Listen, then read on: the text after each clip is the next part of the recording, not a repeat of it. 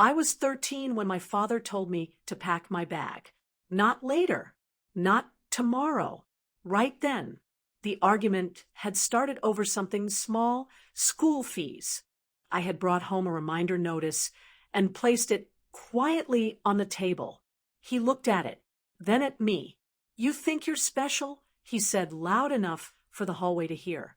"We can barely manage this house, and you're talking about dreams." My mother didn't defend me. She wiped her hands on a towel and said, "He's always been ungrateful. Ungrateful. For asking to stay in school." The front door was open. Neighbors walking by slowed down. My father didn't lower his voice. "Maybe a week outside will teach you how hard life is." I remember standing there, my heart beating so loud it almost drowned out their words. But I didn't shout. I didn't cry. If I cried, they would say I was dramatic. If I argued, they would say I was disrespectful. So I did the only thing they didn't expect. I stayed calm.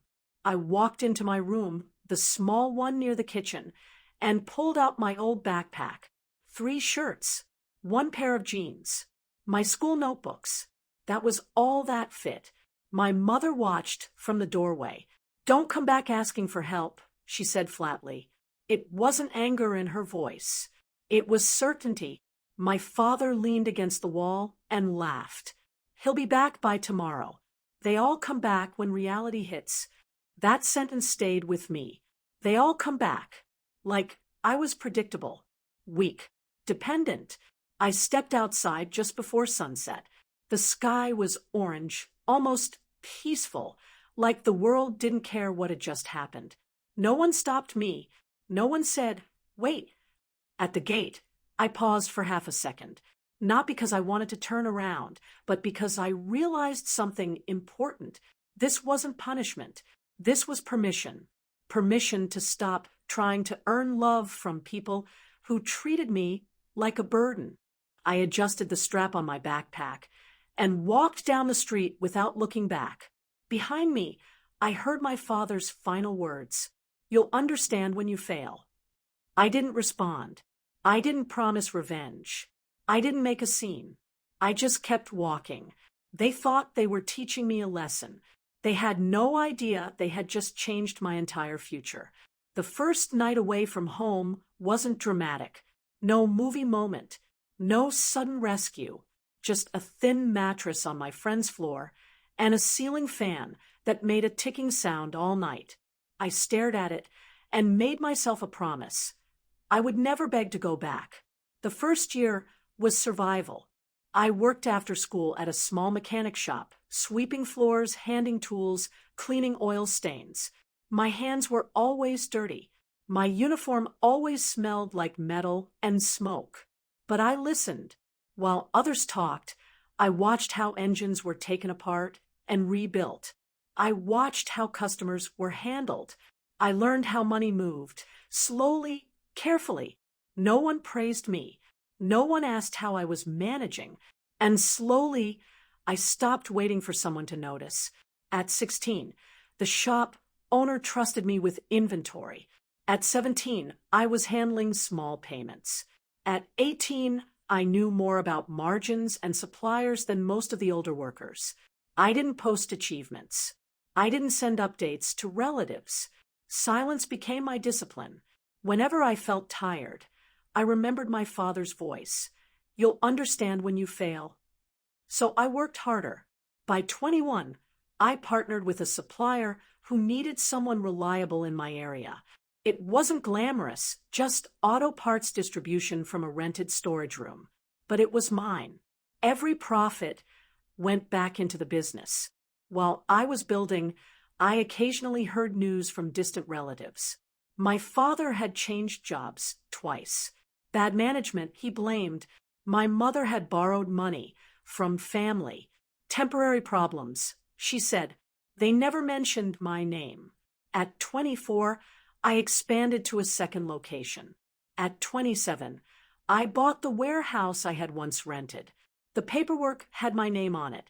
Not borrowed, not temporary. Mine. I wasn't chasing revenge. I was chasing stability, something 13-year-old me had never felt. Meanwhile, the stories about them grew heavier. Arguments, debt, pride cracking under pressure. One evening, an old relative messaged me, "Your parents are struggling.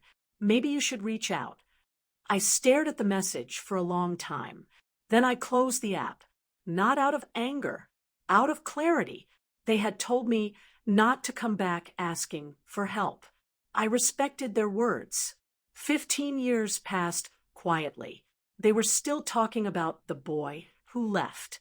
They had no idea how far that boy had already gone. The doorbell rang just after sunset.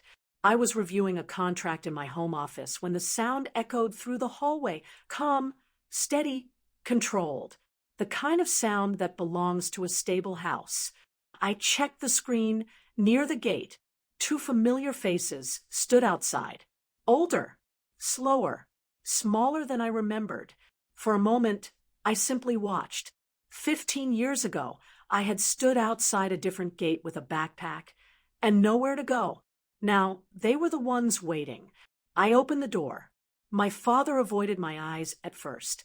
My mother tried to smile, but it didn't reach her face. "We didn't know where else to go," she said quietly. I stepped aside and let them enter. They walked into the living room, looking around at the high ceilings, the framed certificates, the quiet order of everything. No chaos, no shouting, no unpaid bills stacked on tables. My father finally spoke. This is your house." "Yes," I replied. No explanation, no list of achievements, just one word. He nodded slowly, as if trying to rearrange his understanding of the world. "We made mistakes," he said after a long silence. It wasn't dramatic. No tears, no collapse, just the weight of reality pressing down. I sat across from them, calm. "I remember the last thing you told me," I said, "not to come back asking for help." My mother lowered her gaze. "We didn't think." "I know," I interrupted gently. "You didn't." Silence filled the room, but it wasn't hostile. It was honest. They explained their situation.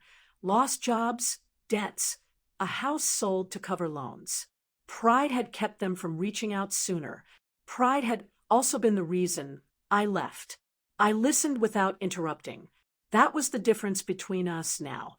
When they finished, my father looked at me the way he never had before, not with authority, not with dismissal, but with uncertainty. "What happens now?" he asked. I folded my hands on the table. "I won't rewrite the past," I said evenly, "and I won't pretend it didn't shape me. But I also won't repeat it." They waited. "I can help," I continued, "with conditions, structure, stability. Not as a child trying to earn approval, but as a man setting boundaries." My mother's eyes filled, but I didn't move to comfort her. Not out of cruelty, out of balance. Respect isn't rebuilt with emotion. It's rebuilt with responsibility. My father nodded slowly. "You've done well." It wasn't loud praise, but it was real, and that was enough. That night, after arranging temporary support and a plan for their recovery, I stood alone by the window. The street outside was quiet, just like it had been the evening I walked away at 13. The difference was simple. Back then, I had nothing but a backpack and silence. Now, I had a foundation built from that same silence. They thought I was weak because I didn't argue. They thought I would fail because I didn't fight. They never understood that I wasn't quiet out of fear. I was quiet because I was building. Silence is not weakness. It is preparation.